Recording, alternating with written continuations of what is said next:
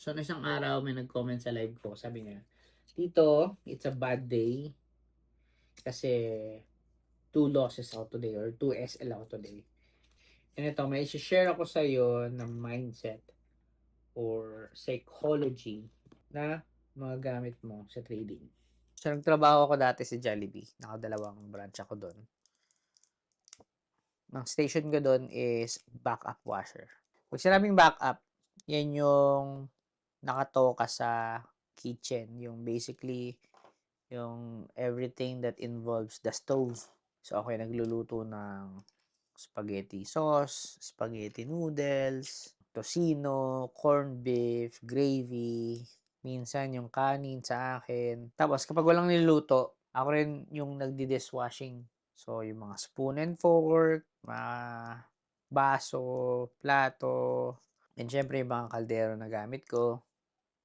No, kapag may nalalaps or na-overcook or anything na nasasayang na product, mga manager namin, they usually do not overreact sa mga errors na ganun or waste na ganun. Kahit sa labas, dun sa mga kahera, pansinin nyo kapag may mga nasasayang yung mga cashier, may natatapon, may namamali ng punch, bihira mo makikita yung mga manager na nagagalit sa mga crew. Uy, ayos ah. Hindi sila yung mga nambubulyaw na, ano ba yan? Gina, ano, alam mo yan? Kala mo siya may-ari ng ano, korporasyon. Hindi siya yung parang, ano, sige, kaltas ko sa sweldo mo yan. Bakit? Tingin mo bakit? So, one of the biggest reasons is called variances or variance report. So, mga variances na to, ito yung mga products na nasasayang. Parang mga margin for error to. Ililista lang yan for tracking and syempre identifying what to do to minimize the errors moving forward. And here's the most important part.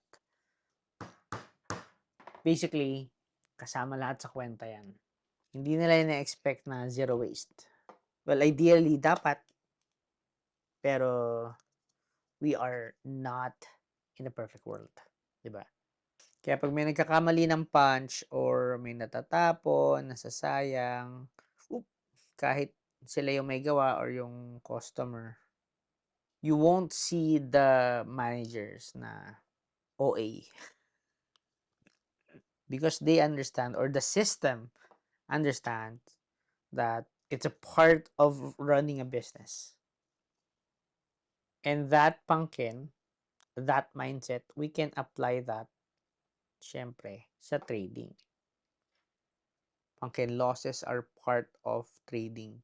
Once you accept that in your heart, dapat expected mo na some of the trades or should I say most of the trades will lose. Saan pa iba? Ito. Treat your losses like operational cost of your trading business. Ayun. Ganun. That's inevitable. We cannot control that. Pwedeng tama lahat ng ginawa mo and you can still lose.